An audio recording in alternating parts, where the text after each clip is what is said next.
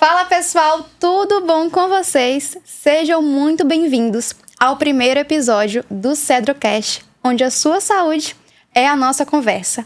Eu sou a Ingrid Gomes e eu serei a sua apresentadora.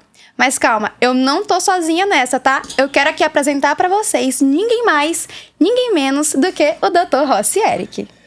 Olá pessoal, é uma grande satisfação poder estar participando do primeiro episódio do CedroCast, um podcast voltado para trazer informações de qualidade para a nossa população maranhense. É um prazer dividir a mesa com vocês. Direção, solta a vinheta aí.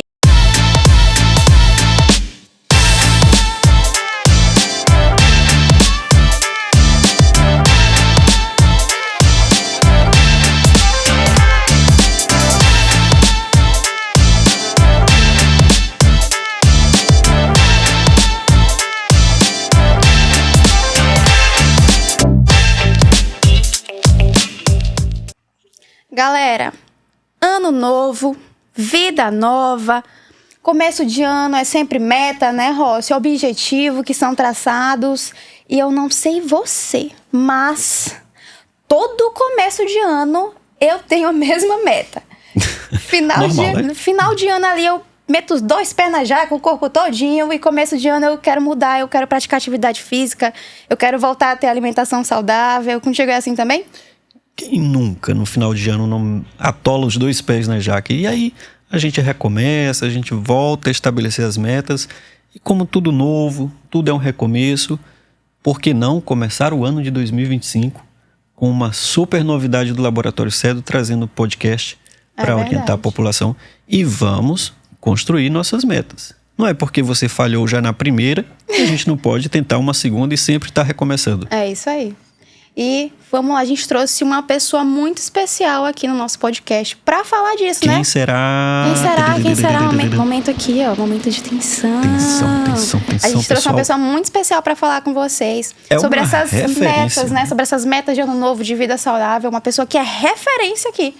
E não só aqui, acho que no Brasil todo, né, Rossi? É um cara que muito viajado, tem participação em vários cursos, tem uma formação exemplar, mas não só a formação. Você sabia que ele tem um exemplo pessoal para compartilhar com a gente? Sério? Seríssimo. Quem é? Quem será? Quem será? Apresenta pra gente, Rossi. Nada mais, nada menos do que o Dr. Tiago Menescal, médico ortopedista e médico do esporte. Por favor, Dr. Tiago, a palavra é com você, se apresente, fale da sua formação, para que a gente inicie esse bate-papo aqui. Obrigado, meus amigos. Obrigado, Ingrid. Obrigado, Eric, pelo convite. É um prazer estar fazendo parte dessa mesa seleta aqui no primeiro programa. Fico lisonjeado pelo convite.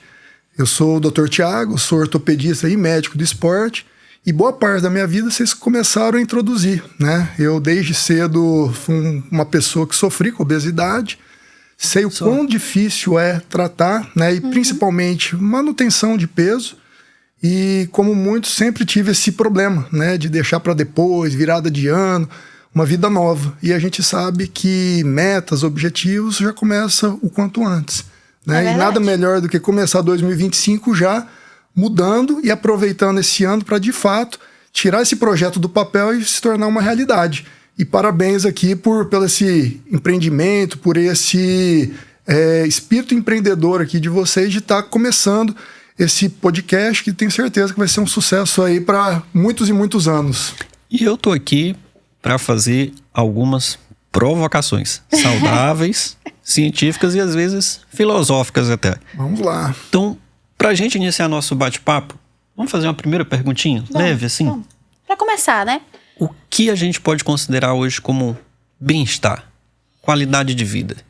O que significa isso em termos gerais para que as pessoas possam pensar assim, será que eu tenho uma qualidade de vida? Será que eu estou em direção ao bem-estar? Bem-estar, cara, eu penso muito em equilíbrio, tá? É você equilibrar todas as áreas da sua vida de uma forma que você se sinta feliz, se sinta útil, se sinta produtivo. Então não adianta você focar, por exemplo, na parte profissional e esquecer a parte da saúde. Focar na parte de saúde, eu sou um médico do esporte, eu pego muito atleta que tem uma demanda de treino 4, 5 horas e esquece da parte familiar, da parte profissional. Então eu penso muito em saúde, qualidade de vida e bem-estar um equilíbrio entre a sua família, um equilíbrio entre a sua saúde, um equilíbrio na parte profissional e na parte espiritual. Eu acho que o mais próximo disso vai fazer com que você tenha uma vida plena. Ingrid, você gostou da definição assim, em uma palavra? Equilíbrio. Equilíbrio. Gostei. Eu acho que, assim, resumiu bem, assim, o que Mas que eu acho seria que é um conceito. muito difícil no dia a dia. É muito difícil buscar esse É equilíbrio, muita né, não? correria, como o doutor falou, né? A gente, às vezes, prioriza só uma coisa, principalmente o trabalho. E a gente tem que ter esse equilíbrio, né? Para levar uma vida mais saudável. E, doutor, assim, essas metas de ano novo, né? Que todo mundo coloca aí, a vida saudável, começar a atividade física. O senhor acha que tem, assim, alguma atividade física principal que todo mundo pode fazer?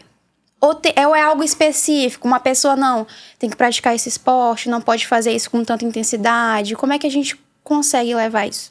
Eu acho que são etapas, né? Uma pessoa sedentária, a partir do momento que ela toma a decisão de começar a fazer atividade física, já é um mérito dela. Uhum.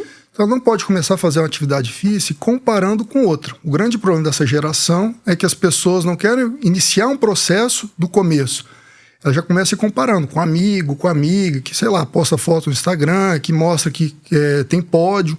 Então a pessoa entender o estado inicial dela e começar pelo básico. Começar, sei lá, se faz sentido para ela uma corrida, se faz sentido para ela um exercício de musculação, começar com o básico e logo em seguida procurar ajuda de profissionais, né? Fazer um check-up cardiológico, ver se não tem nenhuma predisposição a ter nenhum problema cardiológico, ver como estão os exames laboratoriais para ver o que a gente pode ajudar para que esse processo seja melhor e mais eficiente. Uhum.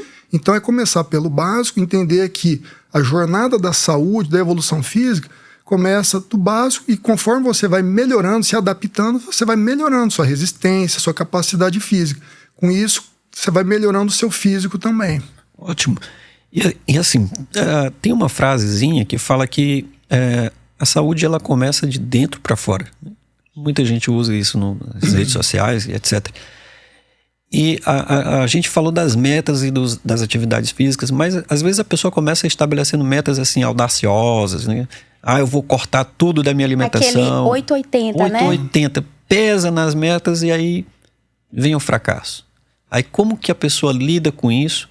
Como que a pessoa adquire um novo hábito, principalmente aqueles que estão vindo de um longo processo de uma vida sedentária com baixa qualidade de vida, como que ela pode resetar isso para começar algo dinâmico, mas que seja compatível com o estilo de vida Como é que ela dela? consegue se empolgar de novo, Como é que ela consegue ter esse ânimo para começar mesmo, de fato? Uhum. Eu costumo dividir no consultório com os meus pacientes, a gente traçar metas a curto, médio e longo prazo.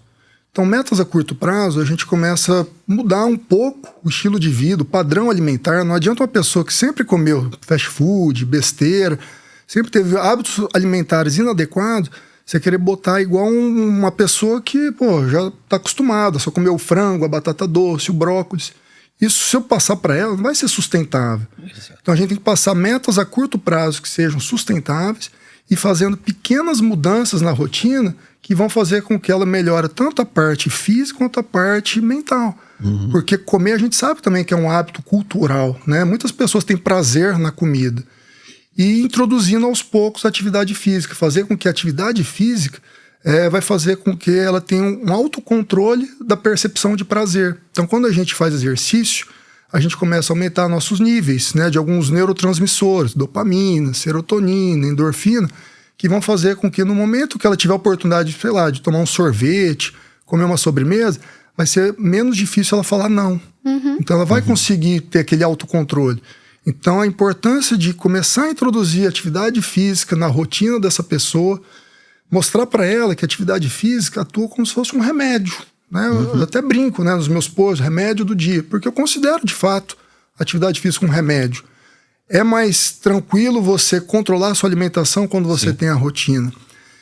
Entender também a importância da hidratação. Né? Muitas pessoas que têm o hábito de comer muito, às vezes é porque estão desidratadas. Às vezes troca a água pelo refrigerante, né? Também. Um grande ponto para a gente tirar o refrigerante da rotina da pessoa é fazer com que ela se hidrate ao longo do dia. Uhum. Porque como ela está desidratada, a partir do momento que ela começa a consumir alimentos com carboidrato e sal, ela vai ficar mais desidratada e ela vai precisar daquele líquido. E aí, como ela está acostumada já com refrigerante, é o gatilho. É mais fácil, é o gatilho. É o gatilho para ela ir pro refrigerante. E como a gente está com um médico do esporte, eu vou explorar um pouquinho, né? Vai Vamos que lá. muita gente está aí na expectativa de decidir que tipo de atividade física vai começar. Vou fazer uma pergunta provocativa. A atividade física é para todo mundo? Primeira pergunta. Segunda, o esporte que eu escolher dedicar, realmente ele é para mim ou eu preciso de uma avaliação de algo que fique melhor adequado para a minha condição daquele momento? Como que você aborda isso no consultório de maneira geral? Então vamos lá. Em relação à primeira pergunta, a atividade física é para todo mundo, tá? Salvo raras exceções, a atividade física vai desde a criança, sei lá, 2, 3, 4 anos, que já tem aquela atividade recreacional, até o paciente com uma demanda mais baixa, um senhor, uma senhora que é muito comum no meu consultório, eu sou cirurgião de quadril, uma pessoa que foi sedentária a vida toda, chega comigo com artrose de quadril, uma artrose avançada, ela precisa passar por um procedimento cirúrgico e a partir daquele momento eu começo a introduzir a importância da atividade física dela. E ela começa a melhorar não só a questão funcional do quadril dela, mas também como a vida em si, porque eu começo a introduzir, antes de operar, eu já começo a orientar essa paciente que para a cirurgia ser boa, né, ter um resultado que a gente busca, ela precisa melhorar a alimentação, precisa já começar a fazer fisioterapia para começar a fortalecer aquela musculatura, diminuir resistência insulínica para que o procedimento cirúrgico em si seja eficiente. E ela vai percebendo as melhoras físicas, emocionais e familiares naquele momento, e isso começa a fazer sentido para a vida dela. Então ela começa a perder peso, começa a ter o hábito de se exercitar. Autoestima também, Autoestima. né? Então a gente começa a mudar a vida desse paciente. Então, em relação à primeira pergunta... Assim, uma dica já para o pessoal aí anotando as coisas, né? A educação física, a atividade física é para todo mundo. Todo mundo. Né? Agora vamos para a segunda pergunta, que é para saber se... eu gosto de vôlei. Será que eu posso praticar vôlei? Eu quero começar, mas eu vou começar com uma corrida. Ou então eu vou começar num crossfit. Será que é a atividade adequada para você iniciar naquele momento? Isso é ideal para mim? A gente leva em consideração 2 fatores. Primeiro, a vontade, a aptidão desse paciente, né? Então, se você gosta de jogar vôlei, não tem porquê eu falar, não, você não vai jogar vôlei, você vai jogar basquete, você vai correr. Né? Então, eu vou levar em consideração a vontade do paciente, o que faz sentido para a vida desse paciente. E eu, como médico, avalio a questão funcional. Esse paciente pode jogar vôlei? Ele está com artrose no joelho? Ele sente o tornozelo quando ele aterrissa? É um impacto, né? Então, se esse paciente não tem contraindicação, seja ortopédica, cardiológica, para fazer a atividade que ele gosta, que faz sentido para a vida dele, eu libero ele fazer a atividade que ele gosta. Por quê? Porque isso vai fazer com que ele tenha a disciplina de continuar fazendo. Isso. Tá? É muito comum os esportes da moda, né? Por exemplo, agora está na moda corrida. Eu, por exemplo, eu sou um cara que eu pratico corrida eventualmente, mas uma rotina de corrida diariamente para mim não faz sentido. Então eu não corro. E não é porque corrida faz mal, é que para mim é gosto pessoal. Eu não gosto de praticar corrida todo dia. E tá tudo certo. Sim. Então a gente leva em consideração esses 2 fatores. O gosto pessoal da pessoa e se ela tem ou não alguma contraindicação para aquele determinado esporte. Então, segunda dica. É para todo mundo. Levar em consideração o gosto pessoal e se tem alguma contraindicação para aquele esporte, né? Mas, minha amiga Ingrid, tem 1 metro e quanto? Lá vai, né, Ross? Tem que Lá fazer. vai, né, Ross? Eu Tem tenho que fazer a piadinha do momento, né? Eu tenho 1,63, por favor. Com salto ou sem salto? Sem salto, sem salto. Com salto eu fico mais alta, gente. Calma, que isso? É só meu tronco que ele é um pouquinho menor. E ela joga vôlei. Jogo vôlei. E É algo qual que eu a ia posição? comentar agora. Ponta. Gente, olha o bullying comigo. Jogo vôlei de praia, então eu sou tudo. Tá achando que eu sou qualquer coisa. Vôlei de praia se identifica, né, com o perfil, porque tem que ter agilidade. Isso. Agilidade é até mais importante do que a estatura no vôlei de praia. Caixinha, ó, o Opa. croque aqui, ó, com licença, que eu sei desculpa aqui aí. das coisas, Ross. Foi mal. Só no totó, né? Só Mas- que eu venho a altura não dá o pulo, meio centímetro, aí eu... croque. Mas fala pra gente assim, já se lesionou alguma vez? Já, é algo que eu até ia falar, Rossi, realmente. sobre atividade física e bem-estar, né? Alguns anos atrás, eu era muito magra. Antes que vocês me julguem, gente, dizendo que eu já sou magra... Ela nem doa sangue, tá? Eu Porque era ela mais não tem magra. o peso ideal ainda pra doar sangue. Assim, Eu o era peso. mais magra ainda, porque eu sofria de alguns problemas psicológicos, realmente, né? E aí, tem aquela questão, doutor, que eu não sentia fome. Eu não sentia fome. Tem aquela pessoa que come demais. Eu posso aquela passar pessoa um que pouquinho come da minha demais. pra ti? Tu ainda está sofrendo desse problema? Não, quiser- tô mais não, eu se melhorei. quiser também eu passo um Eu pouco pra mim. melhorei. E aí eu tive toda uma ajuda de psicólogo, nutricionista, né? Importante. Atividade física. Mas eu fui uma pessoa que eu nunca gostei de academia, né? Só que eu tinha que fazer porque eu precisava da musculação Eu também. costumo dizer que a musculação é a base, né? A Sim. musculação é a base para todo esporte. Então, quando a gente treina musculação, a gente está treinando o tecido muscular, a gente está fortalecendo o tecido ósseo, as estruturas ligamentares, capsulares, tudo fica mais rígido, né? Fica mais estruturado. Com isso, gera menos impacto para as articulações em si, um ombro, um joelho, um quadril. Então, musculação, se a gente for dividir em importância, eu falo que a musculação é a base para todos os outros esportes. Você pode não gostar da musculação, mas faz porque é importante, pelo menos umas 2 vezes na semana. Eu fazia porque era Exatamente. importante, mas eu sempre gostei de esportes que eu pudesse fazer em conjunto, sabe? Com outras pessoas. E eu me encontrei no vôlei de quadra. Só que eu não sei se era o tênis, se sou eu mesmo, mas eu comecei a sentir canelite, né? Dor realmente. E o impacto. Mensagem. Eu troquei de tênis, troquei de família e nada. E eu fui pro vôlei de praia, pro vôlei de areia. E melhorou. Não sei se é algo psicológico meu, porque o pessoal diz que às vezes é mais impacto, né? Na areia. Aí acabou a canelite. Mas E o ombro foi assim, com Deus. Canelite. Que termo é esse? De onde que vem esse termo, canelite? O que é isso? Eu não sei, assim... Será que todo mundo aí sabe o que é canelite, pessoal? Momento aqui, consulta Momento gratuita. Consulta gratuita. 0800 aí na conta do 0800. Thiago Menescal, hein? Eu acho que esses últimos 2 meses foi a patologia que eu mais atendi no meu consultório. Eu ia chegar nesse momento. Saber qual é a queixa principal dos praticantes de esportes ou atividade física que chega até você no consultório. Geralmente, a canelite se dá, né, por excesso de carga na região da tíbia, né, que é o osso da perna. É muito comum em esportes de salto, com piso rígido ou excesso, né? Então é muito comum em corredores, muito comum em jogadores de vôlei. Quem teve isso na seleção brasileira de vôlei, que até foi orientado a parar de jogar vôlei, foi o Giba, né? E ele precisou operar, ele se reabilitou e voltou a ser melhor do mundo. Então ele sofreu com isso também. Então, quando você falou que fez a transição para o vôlei de areia, por que você melhorou? Pela rigidez do solo. Não é que você deixou de saltar, só que na areia tem mais amortecimento. E você, por estar descalço, você tem mais propriocepção também. Você aterriza de uma forma mais funcional, digamos assim. Eu sinto, às vezes, mais firmeza, sabe? Que eu tô pisando direitinho Porque agora. você não está tem aquela descalço. sensibilidade. Você está descalço. Às vezes o tênis atrapalha, tá? Então a canelite se dá por excesso de esforço físico na região da perna. O nosso osso, muitos acham que é uma estrutura física que não tem remodelação, né? Que é uma estrutura linear. Não é. A nossa estrutura óssea hoje, por exemplo, daqui a 1 ano vai ser totalmente remodelada. Não vai ser mais a mesma estrutura óssea que você Sério? tem hoje. A gente está em constante remodelação. A gente perde osso e ganha osso. Nossa, que interessante, eu não sabia dessa. Isso.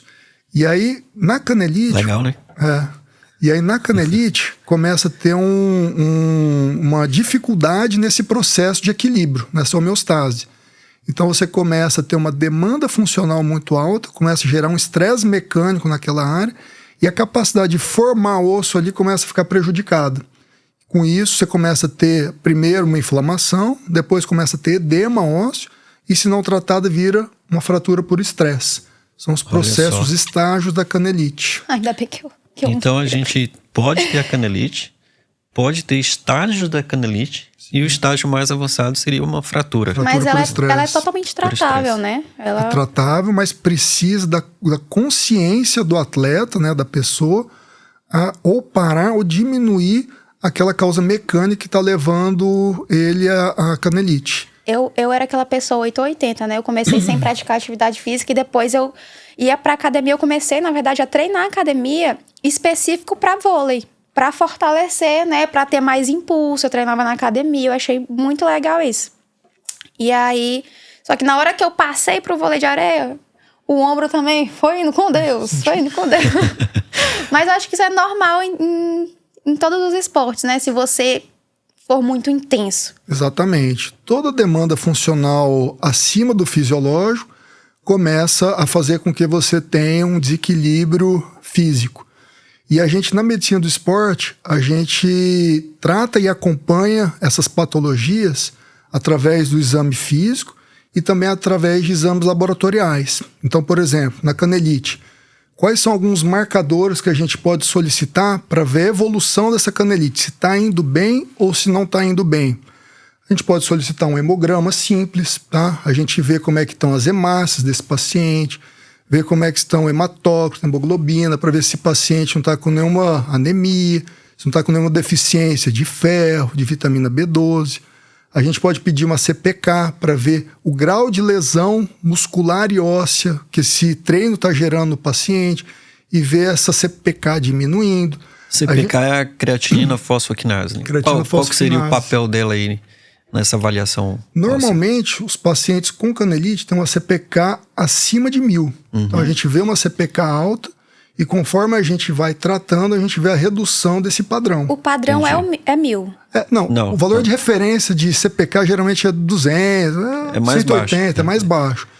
Porém, os pacientes que fazem atividade física regulares fazem sinalização celular, então é normal a gente encontrar em atletas um valor já maior do que o valor de referência. Entendi. E eu vou aproveitar um gancho nessa tua fala, desculpa cortar rapidinho, porque assim, às vezes tem algumas indicações para você fazer os exames laboratoriais, mas se tratando de uma especialidade como a sua, que quer avaliar aquele indivíduo que está praticando esporte, que está praticando uma atividade física às vezes de alto rendimento, de alto impacto, e aí vem a orientação, você não pode fazer os exames laboratoriais se tiver feito atividade física. Isso funciona? Como é que é isso na prática da medicina do esporte? É interessante que o paciente realmente esteja em repouso ou que você quer que ele faça aqueles exames logo após a atividade física para avaliar alguma condição específica dele? Perfeito. Essa dúvida é muito legal porque em 100% dos meus pacientes eu faço essa orientação. Eu falo assim, olha, no momento do exame, o rapaz que vai fazer a coleta vai perguntar para você, faz 3 dias que você não faz nenhum tipo de atividade física. Na hora, eu oriento, fala que faz 3 dias, só que eu quero que você treine no dia para ver como que a sua sinalização celular, como que o treino interfere no seu metabolismo para que eu entenda o que está dando certo e o que a gente precisa corrigir. Então eu espero encontrar uma TGO aumentada, eu espero encontrar uma TGP aumentada, uma CPK aumentada, uma fosfatase alcalina aumentada. Eu quero ver como que o treino repercute na carga interna desse paciente. Para ver a dosagem do treino, ver se ele está treinando demais, no tanto certo, ou se o treino está sendo insuficiente. Um cara que treinou hoje, fez os exames dele todos certinho, todos dentro do valor de referência. No outro dia, tem alguma coisa errada aí. Cara, seu treino tá ruim. Você precisa treinar mais forte. O treino que você acha que está sendo suficiente, está sendo bom, infelizmente, não gera sinalização para o seu corpo. Você precisa dar uma intensificada a mais. Sim. Pessoal, TGO e TGP são transaminases principalmente hepáticas, mas elas estão aonde também? Músculo. No músculo. Então não se assuste. Se você é um praticante de atividade física, faz esses exames e às vezes você encontra ele alterado, cuidado. Não pode ser nada com relação ao seu fígado, pode ser apenas pela atividade física. Evitem pesquisar coisas no Google, galera. Exatamente. Ninguém está morrendo.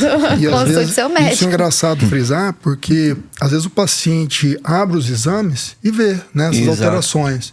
E aí hoje já tem Google, tem chat GPT, o cara coloca lá. Infelizmente, às vezes até alguns médicos. Eu já vi até o cara, nossa, eu tô com câncer de fígado, meu Deus, e agora o que eu vou fazer? Outra, não, eu tô com hepatite. Gente, não vou mentir que eu já fui essa pessoa. Você sabe o que eu já ouvi? Ó, esse médico tá mandando você tomar muito whey. Isso é culpa do whey. Pô, nada a ver, né, cara? Acontece. Mas ó, eu vou fazer uma outra pergunta agora de uma provocação mais conceitual, né? Genética nos define? Assim, você tem um padrão familiar de obesidade, aí às vezes a pessoa chega assim, não, mas toda a minha família é assim. Sempre ou nós somos disso. assim, uma mistura de da nossa genética com o produto do meio onde a gente se insere, do nosso ecossistema que a gente está ali? Como é que isso é?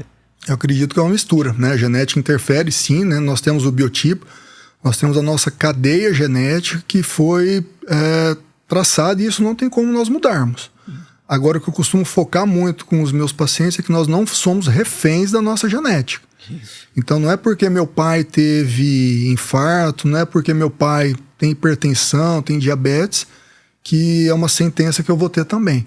O meu estilo de vida pode mudar o meu fenótipo, isso. Exatamente. Pode fazer com que eu não desenvolva uma diabetes, eu não desenvolva uma hipertensão, eu não tenha nenhum problema cardiovascular.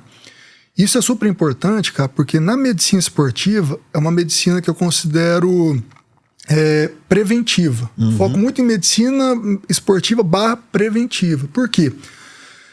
Eu trato muito meus pacientes com olho clínico já nos exames, pensando em qual o potencial de doença que ele pode adquirir ao longo da vida. Então eu já começo a fazer algumas intervenções, seja através do esporte, seja através da suplementação, para que isso não ocorra, isso desde cedo. Isso é interessante porque, assim, quando a gente pensa do ponto de vista genético, né, você pode ter predisposição genética a lesões, a doenças cardiovasculares, a doenças metabólicas. Só que, como a gente falou, isso é um produto também do meio. Então, às vezes, a sua genética não necessariamente lhe define. Você tem um genótipo. O genótipo é aquela sopinha de letrinha lá que compõe o nosso DNA. Você nasceu com isso. Você nasceu com isso, mas nem sempre esse genótipo vai expressar um fenótipo. E aí você consegue mudar. E é um paradoxo, porque às vezes as pessoas não têm nenhum genótipo, não têm nenhuma predisposição à doença, mas acabam adoecendo muito mais até do que quem tem a predisposição genética, né? E aí, assim, na sua avaliação, tem alguma forma que você faz algum tipo de análise de predisposição para lesões, para doenças? Pegar aquele histórico familiar, né? Tua avó, tem o quê? Teu pai, tio de não sei aonde.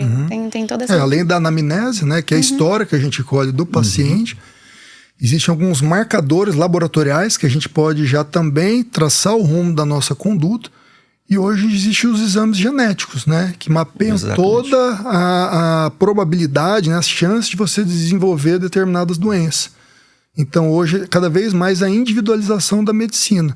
Com esses exames genéticos, a gente pode perfeitamente saber se o paciente, sei lá, tem predisposição para ter uma doença cardiovascular, uma doença neurodegenerativa e através disso, fazer com que toda a vida funcional desse paciente seja orientada para diminuir ao máximo a manifestação dessa genética dele. Isso é legal, e a gente, quando percebeu isso lá em 2016, quando nós, de forma pioneira, desenvolvemos os nossos primeiros testes por biologia molecular para estudar a genética humana, fomos o primeiro laboratório a disponibilizar esses testes aqui no Maranhão, e hoje nossa área assim, ampliou significativamente. Hoje a gente atende várias especialidades, mas uma coisa muito interessante é essa: você ter na sua mão uma ferramenta de um exame tão valiosa, né? Tão valiosa, que lhe dá informações sobre o genótipo do paciente. Você pode fazer um painel genético hoje para definir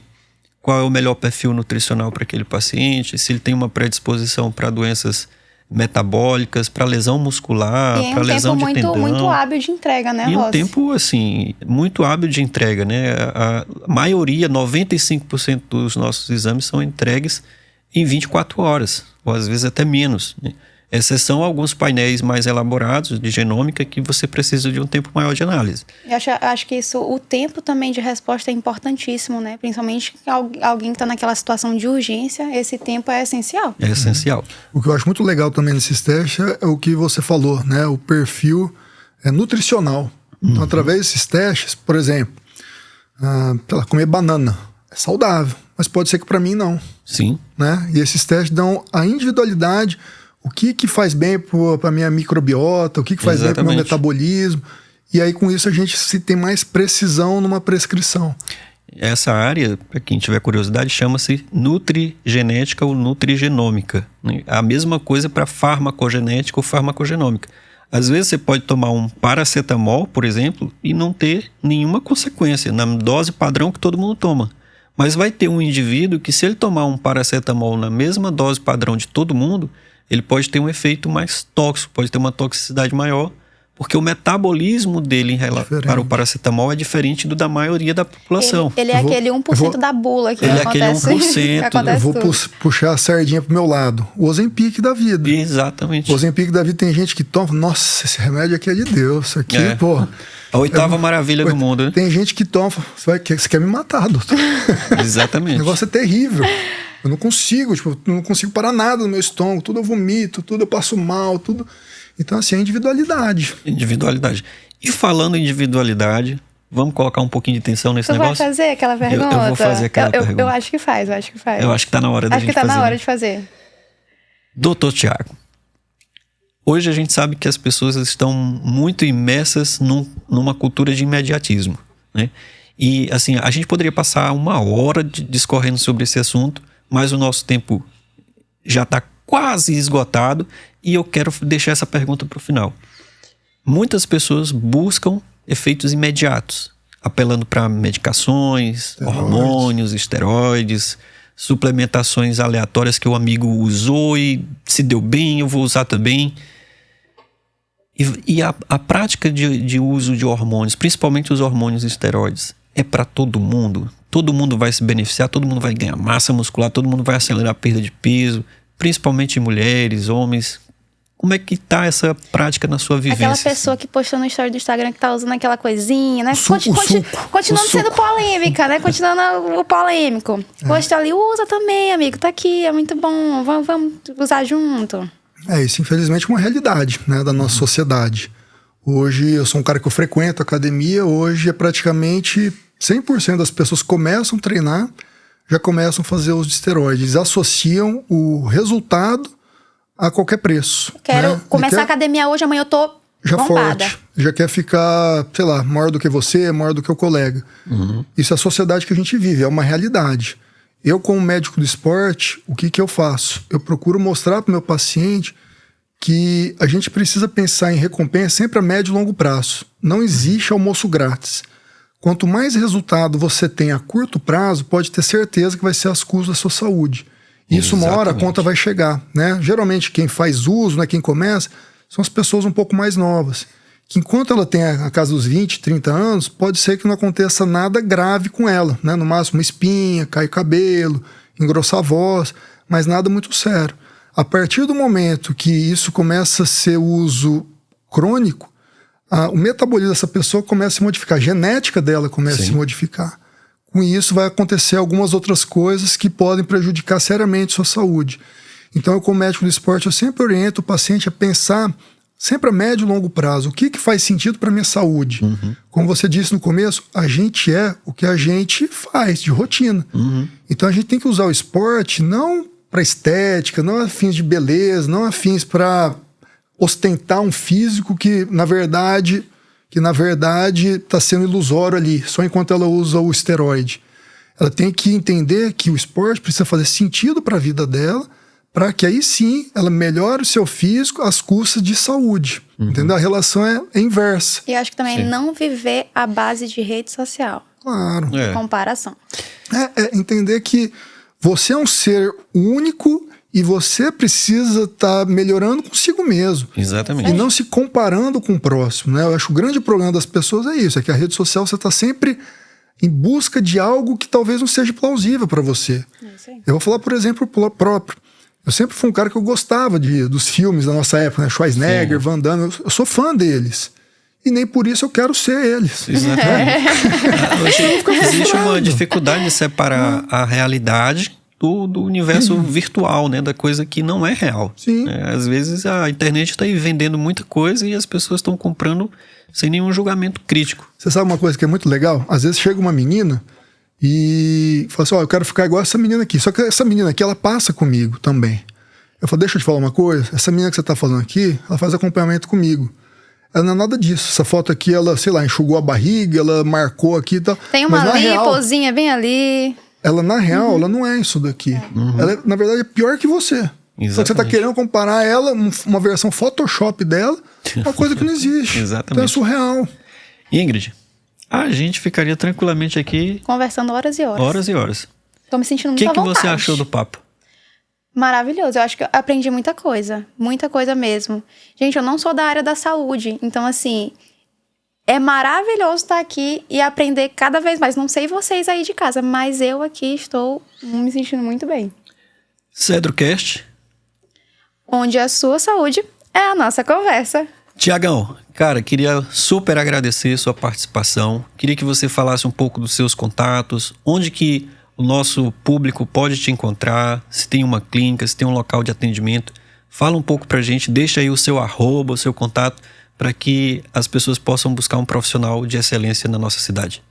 Bom, obrigado pelo convite. Para mim foi um super prazer estar aqui participando, tendo a honra, né, de participar do primeiro CedroCast. Isso aí. Exatamente. E para quem quiser saber mais, né, sobre a medicina do esporte, entender o papel do esporte na nossa vida, né, no nosso trabalho, no nosso dia a dia, a gente tem bastante atividade nas nossas redes sociais, né? A minha é Dr. Menescal, da clínica onde eu atendo, da Clínica Performe. E vai ser um prazer tê-los lá conosco, né? Compartilhando Maravilha. um pouquinho de conhecimento da nossa rotina do dia a dia. E quem quiser mais informações e tiver curiosidade de saber mais sobre essa especialidade, vai ser muito bem-vindo lá conosco também. Pessoal, e assim, Thiago vai ser figura presente aqui nos próximos episódios. Aí a gente vai falar de... figurinha repetida muito boa. Com certeza, não tenha dúvida disso. Então, pessoal, é isso. Satisfação enorme estar aqui com vocês. Deixo aqui o meu agradecimento e a Ingrid vai encerrar o nosso primeiro podcast. Vou dar essa missão para ela, né? Que é uma missão... Não é uma missão impossível, mas é uma missão. Então, Ingrid, por favor. Muito obrigado, pessoal. Gente, muito obrigada por ter nos assistido até aqui. Siga-nos nas nossas redes sociais, @Laboratório Cedro. E também queria agradecer a 98 Records, né? Esse estúdio aqui que a gente está maravilhoso. Muito obrigada. E esperem... Estrutura fenomenal. É isso aí. E esperem os próximos episódios que estaremos aí com vocês. Até a próxima. Até a próxima. Tchau, tchau. Tchau, tchau.